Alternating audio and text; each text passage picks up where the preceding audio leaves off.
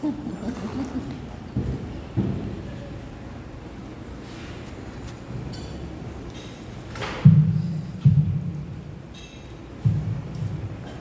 evening, everyone. Good evening. First, I want to thank Candace and Pank for the honor of allowing me to come here to tell my story this evening.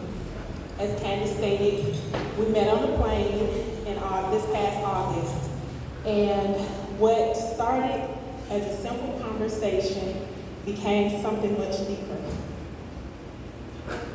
For reasons I can only attribute to God, I opened up to her about my breast cancer journey, something that I had kept private for years. The conversation led to this moment. And tonight, I stand before you grateful for what God has done in my life. For years, I silently endured the pain, discomfort in my breast. I went to the doctor several times, but because I was under 40, I had no family history of breast cancer, I was denied a mammogram. I tried everything to find comfort. I bought expensive bras, but nothing worked. After nearly 5 years of discomfort, God blessed me with a new doctor, one who truly listened to me. He immediately referred me for a mammogram, and on January the 13th, 2022, I received my diagnosis. The initial shock is something words can hardly describe. I remember the numbness that came over my body. Everything the doctor said after that seemed like a blur. I heard cancer, and I felt like my world stood still. In that moment, I decided that I would handle everything alone. I'm a single mom.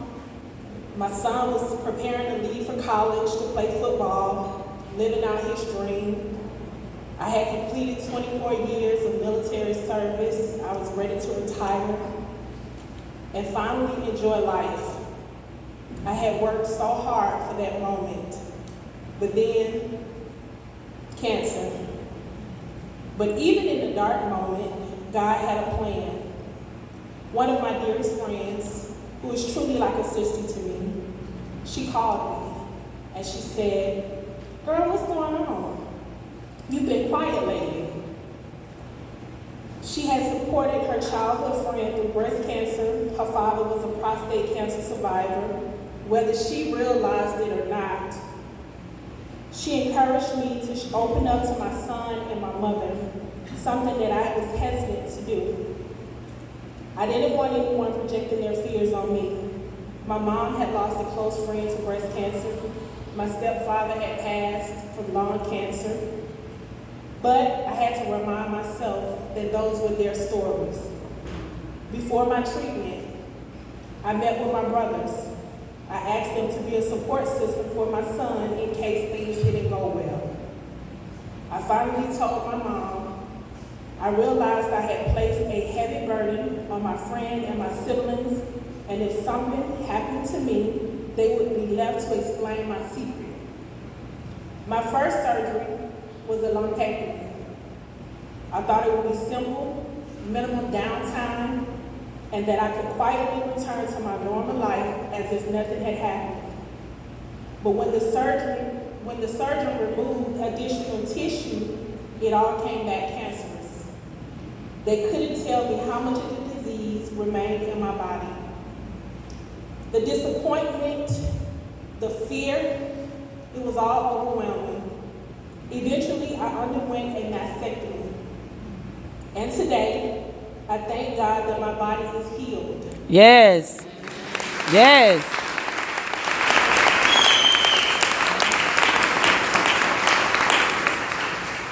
This coming January will mark 4 years of healing. And I can truly say God is faithful. Yes, He is. The scars, the lymphatic therapy, the daily routines, they're all reminders of what I've survived.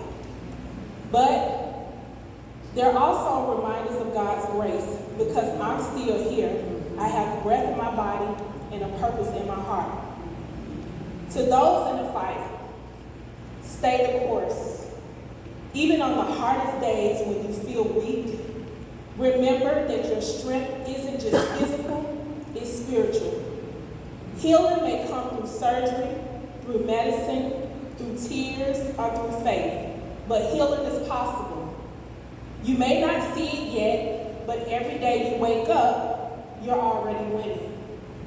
To the survivors, never stop sharing your story. Your scars are a symbol of strength, not shame. Every time you speak, you give someone else courage to believe. And to the family members and friends, you are the quiet heroes. The ones who hold us up when we want to fall. You may not always know what to say, but your presence, your patience, and your prayers mean more than you'll ever know. Keep showing up because your love makes the fight bearable. For years, I kept my journey a secret. I didn't want pity. I didn't want fear. But my bishop told me, you have to tell your testimony, and God will let you know when. And tonight, I know it's time. I'm here.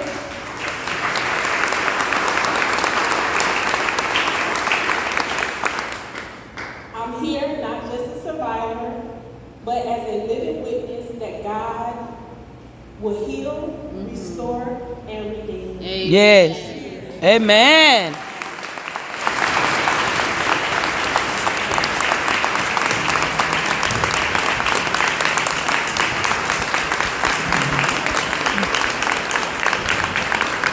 It's my cousin.